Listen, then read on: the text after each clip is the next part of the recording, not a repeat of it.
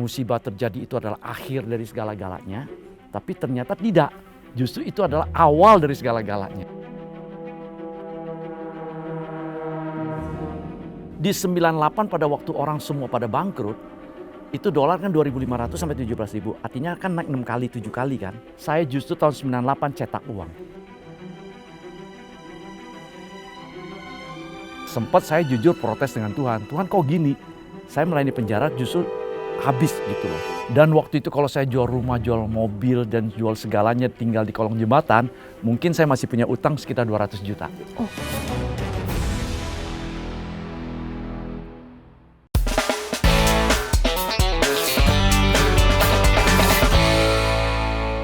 Pernah kehilangan miliaran karena dijarah dalam satu tragedi. Kini beliau menjadi pendeta sekaligus pengusaha. Sudah ada bersama kita Pak Jimmy Suhadi. Wow. Pak, kita langsung aja nih Pak. Bapak waktu itu kan habis dijarah, terus habis uangnya. Bahkan saya sempat berapa kali kita ketemu ngobrol, Bapak sempat mau melakukan tindakan bunuh diri ya atau penyesalan ya. Betul. Silakan Pak cerita hingga akhirnya Bapak tuh sampai menemukan panggilan Tuhan. Oke, mungkin pada waktu kejadian rasanya pahit banget ya. Saya melayani penjara dari tahun 91. Sampai hari ini ya, saya melayani penjara, yayasan saya. Nah, bayangkan 98 justru usaha saya habis oleh orang-orang seperti yang saya layani kan. Iya dong, saya ngelayani perampok, penjahat kan. Dan sekarang usaha saya, itu yang saya layani dihabisi oleh seperti orang yang saya layanin kan dalam tanda kutip ya. Walaupun bukan mereka ya. Nah, sempat saya jujur protes dengan Tuhan. Tuhan kok gini? Saya melayani penjara justru habis gitu loh. Ya, sempat stres, iya 1 bulan saya stres ya. Tapi saya puji Tuhan, saya punya istri yang luar biasa. Dia tetap berdoa dan teman-teman yang luar biasa dari pelayanan yang dukung saya. Setelah sebulan, saya dapat satu firman yang luar biasa yang mengatakan bahwa hidup kita ini sebenarnya lebih berharga daripada emas dan perak yang ada di dunia ini. Dan emas ini kalau mau makin murni kan harus dimurnikan dengan api yang semakin panas ya, semakin murni. Nah itu saya dapat dan ternyata jelek-jelek begini saya lebih berharga daripada emas. Wow. Pak, waktu itu utangnya berapa Pak? Hah? Total semua utangnya berapa? Utang. Jadi barang yang dijarah itu kurang lebih 1 miliar ya, waktu itu tahun 96. Dan separohnya itu barang yang saya baru beli, yang belum saya bayar. Jadi artinya habis semua barang dijarah, dirampok, dibakar, saya masih sisa utang 500 juta. Dan waktu itu kalau saya jual rumah, jual mobil, dan jual segalanya tinggal di kolong jembatan, mungkin saya masih punya utang sekitar 200 juta. Jadi nggak ketutup, makan masih sisa. Udah tinggal kolong jembatan masih punya utang. Ya kira-kira. Nggak bisa kebayang. Ya itu kira-kira. Terus bagaimana Pak kelanjutan hidup akhirnya? Justru di situ saya melihat kemuliaan Tuhan. Di situ justru saya diperlihatkan bahwa Yesus yang saya layani selama ini bukan cuma sekedar nama, tapi real, nyata. Ya. Mungkin kalau bisa dikasih gambaran tahun berapa Pak? 96 kejadiannya. 96. Iya, Bapak 27 Juli. Punya utang sebesar itu. Yap. Ya, gimana Pak? Tetap kuat bisa hidup kan maksudnya bisa ada. Sempat kan Bapak? Iya. Ini mengalami stres Depresi ya? Oh stres, sebulan saya stres. Kayak orang gila. Saya bengong. Stres semua selama sebulan itu saya duduk cuma bengong aja karena saya nggak bisa nerima ya. Apa yang membuatnya Bapak misalnya nggak terima apanya nih Pak? Iya maksud saya ngelayani Tuhan ya dari tahun 91 ya. Melayani penjara. Tapi justru sekarang usaha saya habis oleh orang-orang yang saya layani kan. Itu kan gimana banget ya. Ini ya. Terluka lah ya. Oh iya dong, nggak bisa nerima dong. Iya. Dan Tuhan di mana kan? Iya. Kok katanya Tuhan baik, Tuhan luar biasa, tapi kenapa Tuhan izinkan musibah itu terjadi ya? Nah, kalau ada orang datang Pak, ini kan kita kadang-kadang kalau lagi galau, namanya stres Pak, ada orang nasihati kan kita kadang emosi juga Pak. Atau Bapak gimana waktu itu? Waktu itu saya lebih banyak diem. Oh. Saya lebih banyak diem, saya hampir kayak bengong-bengong sampai ke satu saat ya istri saya luar biasa yang nguatkan terus ya, dan teman-teman pelayanan ya nguatkan saya. Sampai yang itu saya bilang, sebulan kemudian di gereja saya dapat firman yang mengatakan bahwa Itu turning point Bapak ya. Iya. Jelek-jelek gini masih sangat berharga di mata Tuhan. Itu yang buat saya, oh. Dan saya diingatkan bahwa saya mulai dari nol kan. Saya mulai usaha itu dari nol. Saya mulai dari 3 unit organ bekas dan piano bekas. Sampai saya bisa sebesar itu. Dan firman Tuhan yang mengatakan bahwa Tuhan yang memberi dan Tuhan bisa mengambil kembali. Tapi Tuhan juga sanggup kembalikan, pulihkan kan seperti Ayub Ya, kan. betul. Nah itu yang membuat saya Bangkit lagi ya Pak. bangkit lagi. Berarti 1 bulan itu benar-benar titik terendah Bapak. Yap, sangat. Nah, waktu Bapak, kan Bapak pernah pengen coba mengakhiri hidup ya Pak? Yap. Nah, waktu itu benar-benar, kenapa Pak? Maksudnya apakah waktu itu istri terus menguatkan, akhirnya Bapak tidak mau, nggak jadi atau gimana? Ya Tuhan luar biasa lah mengingatkan kembali bahwa Tuhan sayang saya lah. Mungkin intinya itu ya. Bahwa intinya saya masih sesuatu di mata Tuhan. Walaupun semua bisa hilang, tapi Tuhan ingatkan saya kembali lagi bahwa saya mulai dari nol kan. Kalau kembali ke nol, tapi saya diingatkan dengan Ayub bahwa Tuhan bisa pulihkan berlipat kali ganda kan, kembalikan berlipat. Dan itu nyata. Setelah kejadian itu, saya menghadap kepada 14 perusahaan yang saya utangi. Saya bicara dengan mereka, ini kira-kira gimana utang saya. Nah, ajaibnya adalah mereka bukan suruh saya bayar utang, bukan suruh saya jual rumah, tapi justru mereka suruh saya buka toko baru. Oh, gitu. Bingung kan? Bingung kan? Justru saya disuruh buka baru. Dan saya bilang, lah dari mana uang? Saya bilang utang aja 500 juta saya nggak bisa bayar, gimana saya punya? Terus dia bilang cari. Mereka suruh saya cari, mereka modalin saya nyewa tempat dan mereka taruh barang lagi. Dalam 3 bulan setelah kejadian 27 Juli, 1 Oktober saya buka baru lagi. Satu hal yang saya dapat adalah bahwa ternyata kejujuran itu sangat penting ya. Komitmen ya, di dunia bisnis ini kan komitmen banget. Jadi mereka melihat saya selama bisnis tidak pernah tarsok-tarsok, ya, nggak telat buka cek blong dan sebagainya, janji bayar ya tetap bayar. Nah itu mungkin komitmen saya selama ini dianggap. Temu pengusaha itu 3 bulan jalan. Buka lagi. Terus Bapak boleh ceritain nggak sampai akhirnya jadi Bapak memilih jadi gembala sidang atau hamba Tuhan? Boleh Pak ceritain. Nah justru 3 bulan kita buka lagi. Itu kan udah 97 ya. Nah kan kita tahu krisis ekonomi 98 kan Indonesia dunia ya krisis ekonomi. Kerusuhan lagi tuh Pak ya. Ya dan ribuan perusahaan yang tutup kali ya, bangkrut ya waktu itu ya. Dolar yang 2.500 sampai 17.000. Betul. Nah waktu itu disitulah Tuhan bekerja dengan luar biasa. Jadi yang tadinya saya pikir waktu musibah terjadi itu adalah akhir dari segala-galanya, tapi ternyata tidak. Justru itu adalah awal dari segala-galanya. Oh, musibah yang kedua ini justru membuat Bapak musibah itu justru menjadi awal, titik awal Bangkit berubah ya? paradigma itu. Wow. Kenapa Pak bisa Nah justru di 98 pada waktu orang semua pada bangkrut, itu dolar kan 2.500 sampai 17.000. Artinya kan naik 6 kali, 7 kali kan. Yang tadinya 1 juta bisa jual berapa? 17 juta. Tapi sebelum dilanjutin, Iya dong, yang barangnya 1 juta bisa jual berapa? iya dengan ikutin harga dolar ya. Oh iya dong. Iya. Pak, tapi sebelum dilanjutin kita mau kasih tahu dulu nih Pak. Oh, iya. Buat pemirsa Pak. Buat pemirsa Yang nggak punya dolar. sedang bingung mungkin usaha atau apapun. Ya. Cahaya Bagi Negeri ada doa 24 jam ya. Siapa saja bisa menghubungi dan saudara-saudara mungkin yang sedang mengalami masalah apapun silakan hubungi layanan doa Cahaya Bagi Negeri. Ada WhatsApp-nya 082215002424 atau call center kita gimana? Atau di call center kalian bisa telepon di 0819914240. Pak, lanjut Pak. Yang Bapak tiba-tiba Langsung 1 juta. Iya, harga barang dolar naik ke 17.000 waktu iya, itu. boleh, Pak. Di Silakan, mana yang saya tahu ya Pak, waktu itu saya masih kecil sih. Cuman yang saya Tapi tahu udah lahir belum? udah Pak, tapi masih Udah SD. lahir, dia belum pegang dolar Pak. Cuman saya melihat begitu penjarahannya saya lihat sih Pak. Nah, waktu itu kan ya hutang orang yang tadinya dikit langsung banyak yang gulung tikar, takut lari. Nah, justru di situ Bapak meraih Tuhan berkati luar biasa. Oh iya dong.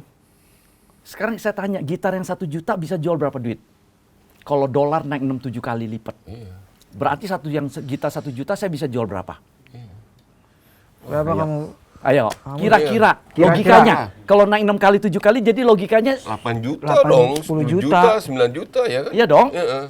Ya udahlah, jangan serakah lah. Saya jual 45 juta, kira-kira direbut nggak? Iya.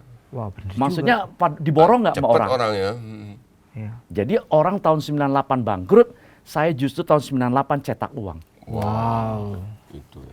Nah, Saya gunakan istilah cetak uang. ya, Karena di situ ya, memang nyetak. Pak. Nyetak. Karena barang saya diborong semua. Tapi bagaimana Pak? Bapak kan kita lihat ya penampilan Bapak. Bapak kan etnis Tionghoa lah kita bisa Yap. bilang Pak. Waktu itu kan semua toko dalam tanda kutip diserang dari etnis Tionghoa ya Pak. Bagaimana perlindungan Tuhan saat itu Pak? Waktu itu bukan di gedung ini ya, masih iya. di tempat sana. Itu sempat mau diserbu lagi, tapi Tuhan kirim 2 orang perempuan, 1 anak SMA, 1 istri tukang rokok di depan toko saya. Gimana ceritanya Pak? Jadi mereka pasang badan. Wow. Jadi lewat lah itu ya. Mereka pasang badan, waktu mau dirampok, waktu mau dilempar, mereka pasang badan bilang, jangan, ini milik saya, ini punya saya. Sehingga masa lewat. Wow. Itulah Perlindungan. Yesus yang saya sembah. Itulah makanya kenapa saya bilang doa itu penting. Wow. Hubungan dengan Tuhan itu penting. Di mana kita bisa bilang ya Pak ya, kita bukan bilang karena kalau nggak ada perempuan itu, tapi bagaimana Tuhan pasti yang suruh. Oh iya gitu. dong, itu pasti kerjaan Tuhan dong. Betul. Kalau nggak, udah nggak cetak uang lagi ya Pak ya. Tapi Tuhan baik sekali ya Pak. Amin. Dan itulah sebabnya tahun 99 saya bisa bayar lunas itu 500 juta. Hutang itu. Bahkan saya bisa beli rumah di kota wisata. Ih, Artinya Dan tahun 2000 saya beli gedung ini. cik musik. musik. Nah, jadi Tuhan balikan semua itu Pak ya. Balikan. Yes. Dari nol bahkan dari minus Dari sampai minus. Jadi cerita Ayub itu nyata. Wah. Bukan cuma Alkitab. Saya alami. Oke Pak, pertanyaan saya, Ayub kan dia teguh di dalam imannya. Yap. Tapi kan waktu itu Bapak udah juga hampir goyang. Bagaimana Bapak tetap teguh dalam iman Bapak? Itu yang tadi saya bilang waktu saya dapat ayat itu membuat saya teguh, akhirnya membuat saya yakin bahwa ya tuh saya berharga di mata Tuhan dan Tuhan sanggup pulihkan kembali. Ayub Oke. tadi ya, Tuhan sanggup Walaupun pulihkan. belum melihat. Belum lihat. Saya yakin Tuhan sanggup pulihkan. Dan itu penggenapan kembali lagi saya digenapi dengan firman Tuhan yang mengatakan Tuhan sanggup membuat yang tidak ada menjadi ada kan. Amin. Nah, sekarang pertanyaannya, barang yang ada di toko saya milik siapa? Kan bukan milik saya. Titip ya Pak ya. Itu kan titipan kan? Iya, Iya dong, ikan titipan dong. Artinya saya modalnya apa? Oh. Kan saya nggak punya apa-apa kan. Tapi dari yang nggak ada apa-apanya Tuhan bikin menjadi apa-apa kan. Sehingga saya bisa bayar lunas semua kan. Dari situ Bapak melihat nih campur tangan Tuhan itu luar biasa. Oh, sangat amat. Nah, bagaimana kita sekarang masuk Pak? Bapak pada akhirnya langsung tetap memilih profesi sebagai pengusaha dan pendeta. Dulu kan saya nganggap saya orang hebat ya. Yap. Saya orang pinter, saya hebat dulunya ya. Dengan gaya saya. Tapi ternyata melalui peristiwa itu saya nggak bisa berbuat apa-apa kan. Tapi setelah saya nggak bisa apa-apa, ternyata Tuhan yang bisa apa-apa kan. Ya. Melalui peristiwa itu ya. Mengembalikan semuanya kan. Nah dari situ saya berpikir apa yang saya alami ini saya bisa jadi berkat untuk orang lain juga. Nah pelayanan penjara tetap jalan. Tetap jalan pelayanan penjara. Nah kemudian gereja saya mulai adalah untuk menampung mantan napi dan keluarga napi. Oh, yang dulu pernah Bapak layani di penjara. Yes. Itu awal mulanya ya? Yes. Oh. Jadi jemaat saya 100% semua keluarga narapidana dan mantan napi. Jujur saya bukan konglomerat ya. Iya. Saya diberkati Tuhan, tapi bukan konglomerat. Iya, Pak. Tapi dengan pelayanan saya sekarang buka sekolah di Mentawai dan setiap bulan saya harus keluar uang sekian banyak dan ini rasanya saya bukan tambah miskin tapi saya Tapi makin. waktu Bapak bukan di Mentawai kan itu nggak langsung truk. Oh enggak dong, Berarti mulai dari pelan-pelan dong. Oh. Iya, Itu- seberapa yang kita punya lah. Jadi itu bertahap ya Pak ya? Iya dong. Lah sekarang aja nih sampai hari ini mungkin baru 40% Pak Charlie. Tapi Bangunan yang saya bangun. tapi murid lumayan, Pak. Sekarang total 28 orang. 3 angkatan. Ada sponsor atau uang Bapak sendiri? Sponsornya dari atas dong. Wow, Tuhan sponsor. Enggak, saya ya. kira kan kadang-kadang ada orang yang berani membuka nih, maaf nih Pak ya. Orang berani. Saya nggak mau ngandelin orang lain. Iya. Kembali lagi. Iya, ada orang kita kalau saya gini, saya berani buka sekolah besar gitu kan, kan pikirannya biaya nih Pak ya. Karena mungkin ada yang janji iman dan lain sebagainya kita. Kalau ini nggak ada sebenarnya. No. Aku punya Tuhan yang kaya. Keren memang Tuhan kita ya Pak. Kalau itu harus tarik napas kita tuh. Belajar ya, harus belajar. kita harus- Ya memang orang dunia banyak yang bilang saya nekat ya. Tapi saya berpikir kalau Tuhan suruh nggak mungkin Tuhan tinggal diam. Nah, ini Pak, Ini ini Bapak penting boleh nih, jelasin nih. Apa ya? Kadang-kadang gini Pak, banyak orang bilang Tuhan suruh atau dengan suara Tuhan. Itu boleh nggak Bapak jelasin supaya maksudnya gini, itu boleh mengena sehingga orang tuh tidak terjebak Pak. Nanti orang ini penonton, tiba-tiba dia bilang Tuhan suruh seperti Pak Jimmy saya. Nah, boleh jelasin Pak. Saya uji ya. Untuk dirikan sekolah ini saya uji. Itu karena ego saya. Atau keinginan saya. Atau mau cari tenar. Atau mau cari supaya dikenal orang. Yep. Atau betul-betul ini murni kehendak Tuhan. Yep. Jadi ini memang proses ya, nggak mudah ya. Tapi ya saya mencari tahu sampai saya betul-betul dapat bahwa Tuhan suruh. Dengan apa? Dengan Tuhan pertemukan saya dengan pintu terbuka. Prosesnya berapa lama Pak? Biar Bapak yakin suara Tuhan. 1 tahunan. Wah, jadi ada proses panjang ternyata ya. Prosesnya. Enggak langsung Langsung nggak jegar-begar, enggak. cuker. Oh enggak, saya malah lebih. Saya 2018 saya sudah sempat beli tanah untuk mulai. Tapi itu Tapi belum sampai 2022 baru mulai. oh, panjang. Justru melalui Mentawai ini saya kelihatannya keluar uang, tetapi sebenarnya saya yang paling diberkati oleh Tuhan. Alasannya Pak. Iya Pak, apa berkatnya itu apa? Hubungan saya sekarang dengan Tuhan begitu dekat, oke. dengan real. Hmm. Bahkan sekarang ini, maaf ya, bukan cari berkat ya, tapi usaha saya diberkati Tuhan, luar biasa. Dalam situasi ekonomi yang sulit ini, justru jumlah siswa saya naik, saya punya sewa kantor penuh, ada aja Tuhan buka Oh, yang di jalan. bawah nih. Dan Tuhan kirim karyawan-karyawan yang baik-baik. Wow. Dulu saya migrain, pusing cari pekerjaan, justru sekarang saya santai. Karena semua berjalan ya Pak ya. Semua jalan. Itu yang saya bilang, uang yang ngejar saya. Itu yang saya maksud. Sekarang kalau saya pergi ninggalin perusahaan, saya bisa 1-2 bulan sampai 3 bulan loh. Saya bisa Mentawai ngajar. Saya tinggal di Mentawai loh, sama anak-anak ini ngajar mereka. Dan saya cuma dengar berita aja. Pak, ada yang nyewa ini nih. Iya. Ada yang nyewa Kantor. ini, Pak, ini ada penjualan sekian nih Pak, ada yang ini. Berita yang saya dengar nih baik terus nih. Itu yang saya bilang, uang ngejar saya. Kelasnya Sedap berkat. didengar ya. Iya. Itu yang saya bilang berkat ngejar saya. Walaupun itu bukan tujuan ya. Iya. Bukan tujuan ya. Tabur tadi kali Pak. Ya, yang Bapak- kembali lagi bukan tujuan ya. Iya. Tetapi saya terlalu yakin, ya janji Tuhan kan diberkati berlimpah. Jadi Pak, berarti Bapak salah satu tujuan Bapak benar kayak misalnya di Mentawai ini melakukan itu untuk memuridkan atau seperti gimana? Enggak, Pak? sekarang ini saya hanya melihat bahwa Mentawai ini secara alamnya kaya sekali. Sumber daya alamnya kaya. Tapi sumber daya manusianya sangat amat lemah. SDM-nya ya. SDM-nya nggak ada. Pembodohan terjadi. Itu sebabnya saya sekarang membuka SMA. Dan SMA saya jangan kaget, namanya Semak Calon Pengusaha. Wih. Jadi Bapak sengaja untuk menanamkan SDM di sana supaya punya jiwa bisnis. Yes. Membangun- Dan saya menetapkan kepada anak-anak ini, kalau mau masuk sekolah sini, jangan berpikir untuk kuliah. Jadi tapi pengusaha. Jadi pengusaha. Artinya dia bisa mengembangkan dirinya dan kotanya Untuk mungkin atau berusaha, tempat ya. Yes. daerahnya. Dan mereka harus buka usaha setelah lulus dari saya akan bimbing mereka. Dan sekarang yang kelas 3 ini saya sudah siapkan UMKM yang akan mereka buka setelah lulus. Kita mau kasih pertanyaan kepada Kita teman-teman. pertanyaan dulu nih buat di sini kita sudah ada dari internasional. Ya, salam Pak Jimmy. Saya Eko, Shalom. Pak.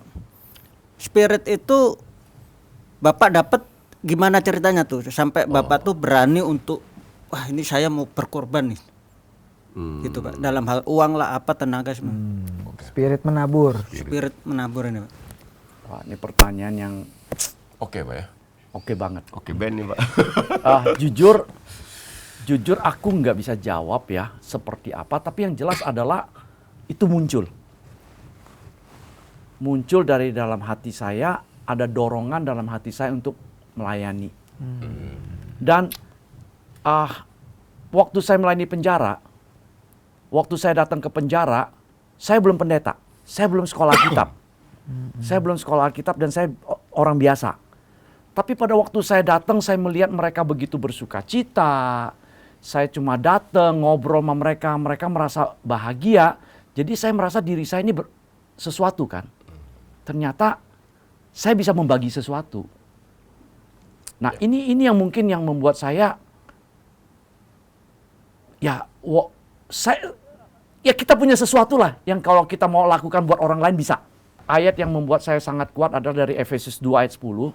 Yang menyatakan bahwa kita ini adalah anak yang sudah dipilih, yang dipersiapkan dari semula untuk mengerjakan pekerjaan yang baik yang telah Allah sediakan bagi kita.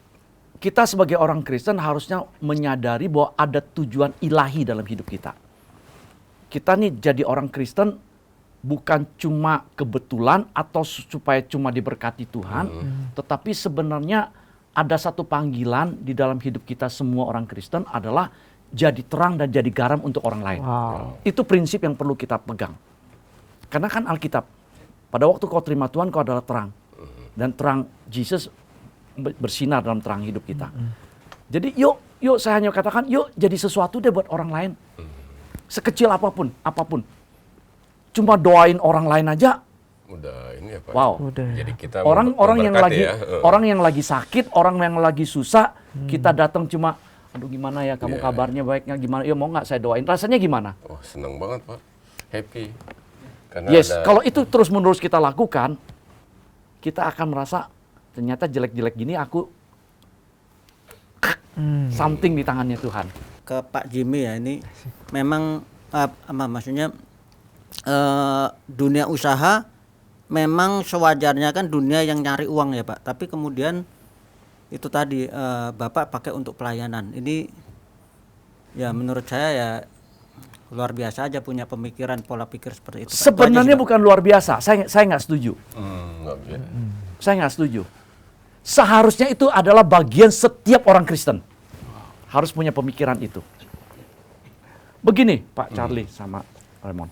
Orang banyak bilang, saya ini luar biasa bikin berani buka sekolah Ya. di Mentawai. Mentawai, keluar uang setiap bulan Iya. untuk memberkati banyak orang. Operasionalnya itu ya. Kalau menurut saya ini bukan luar biasa. Ini seharusnya Orang Kristen seperti itu. orang Kristen tuh melakukan itu semua.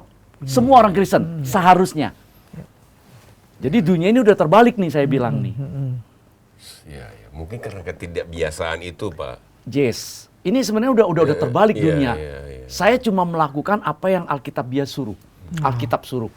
Ya, Dan saya pengen berbagi, yuk kalau bisa semua orang Kristen, kalau semua orang Kristen bisa Mengadopsi menangkap, ya, Pak, ya? mengadopsi, menangkap.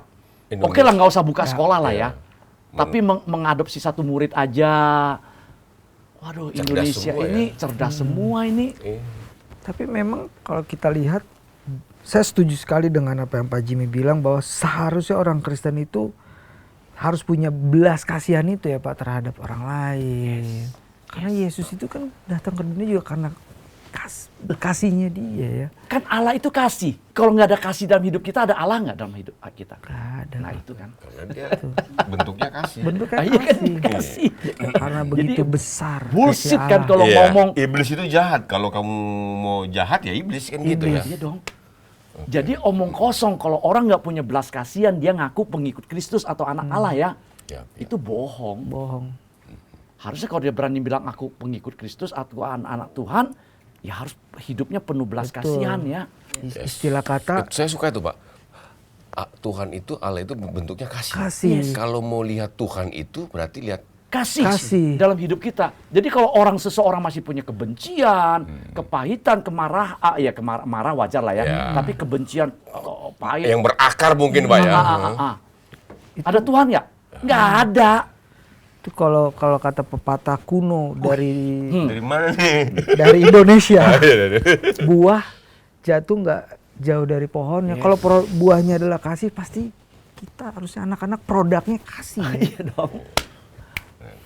Ada pertanyaan? Pertanyaan dari ini Pak, nih dari Bahasa apa dia bisa? Li Pao Chi ya. Canda ya, Pak. Udah nggak ada Ini dari Thailand Pak. Pak Jimmy kalau mesti bercanda lebih bercanda lagi. Iya. Kap kum kap. ya sehari kap. Mantap. Genzi Pak, Genzi. Perkenalkan Pak Jimmy ya. Iya, Pak Jimmy. Pak Jimmy, nama saya Farel nih. Tadi kan Bapak bilang yang Bapak bangun SMA apa namanya SMA Di Mentawai. Calon pengusaha. SMA calon pengusaha itu Bapak bilang tuh tadi kayak ngasih kesempatan buat kayak bangun UMKM gitu. Terus Bapak kalau nggak salah bilang jangan lanjut kuliah gitu ya. Itu aku sih nangkepnya malah kayak seolah-olah Bapak tuh nggak kasih mereka kesempatan buat berkuliah, sedangkan Bapak kan kayak tadi bilangnya kayak jiwa mengasihi gitu ya. Itu kenapa ya Pak ya? Ini bagus nih, bagus nih. Genzi. Soalnya dia baru Ya. mahasiswa nih, tingkat terakhir nih. Ya. Sekarang saya tanya, berapa banyak S1 yang nganggur? Banyak sih. Ah, Ya banyak nggak? banyak. Banyak kan? Iya. Berapa banyak biaya waktu yang terbuang? Saya nggak bilang jelek ya. Saya S3. S3 saya pada waktu umur saya 67 tahun. Saya nggak bilang. Sebenarnya saya bukan melarang murid-murid saya kuliah, tetapi adalah saya mau mereka setelah lulus SMA ini, mereka usaha dulu.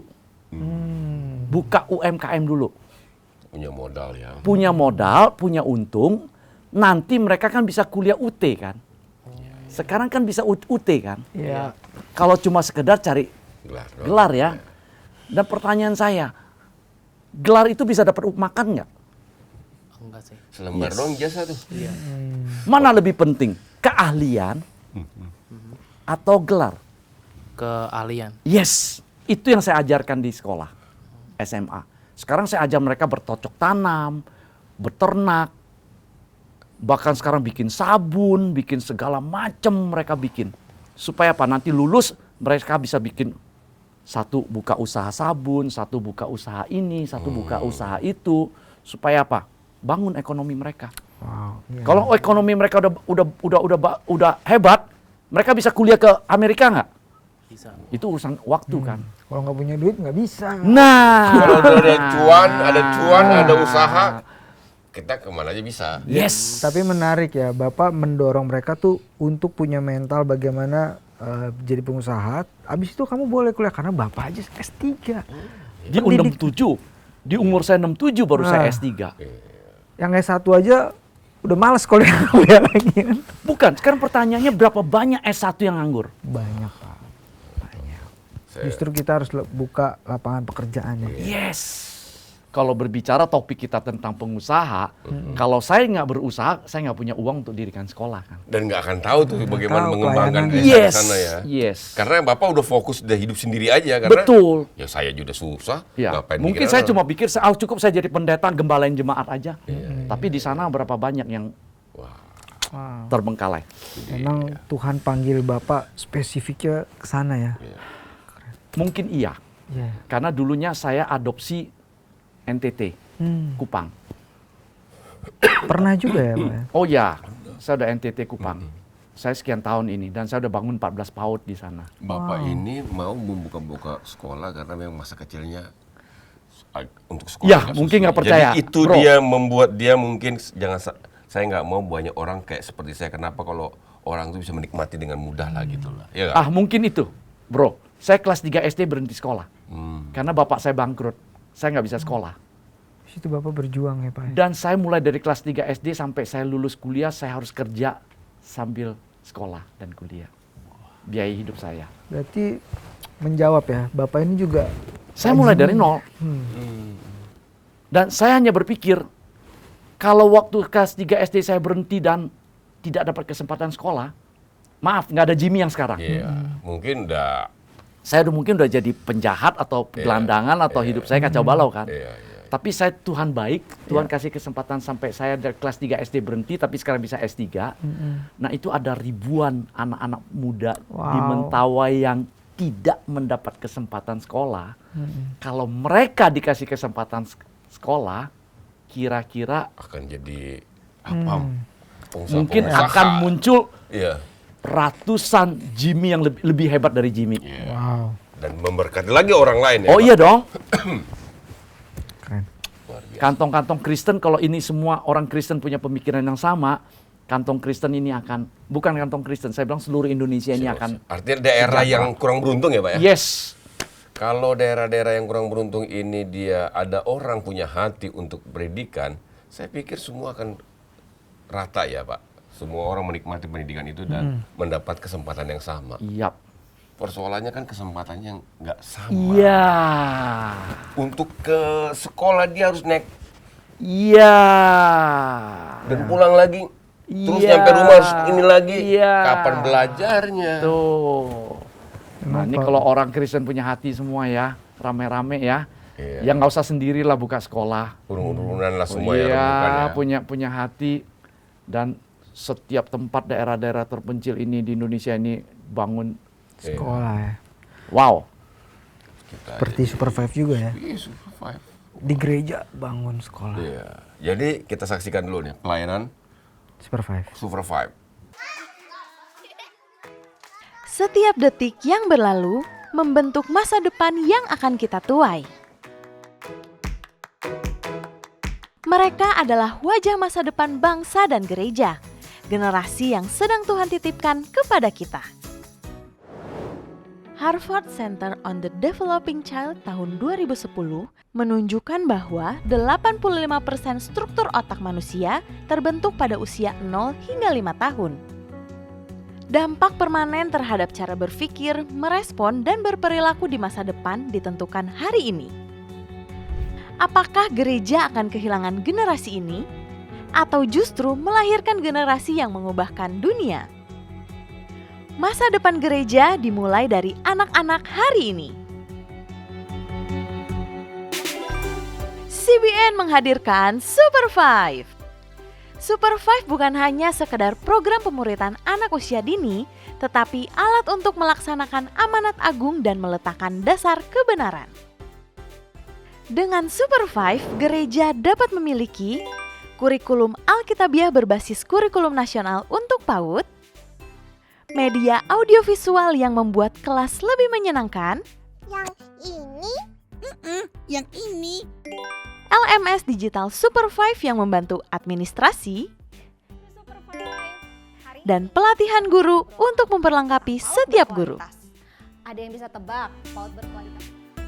Hingga saat ini, Super Five sudah melayani ratusan gereja dan ribuan guru di seluruh Indonesia. Kesan pertama saya menemukan kurikulum Super Five ini seperti kami menemukan suatu mutiara. Kurikulum dari Super Five CBN adalah kurikulum terbaik. Karena Super Five ini sangat keren sekali, sangat keren. Kami sangat dimudahkan, sangat luar biasa. Guru-guru sendiri tidak dilepas seperti sendirian sebatang kara dan tanpa bimbingan. Jadi ada training-training bagi guru juga. Melalui Zoom itu sungguh-sungguh guru sangat-sangat dibekali. Kunjungi www.superfive.org atau hubungi tim kami untuk pendaftaran. Karena masa depan gereja dimulai dari anak-anak hari ini. Setiap gereja, setiap desa, setiap anak bersama Super Five.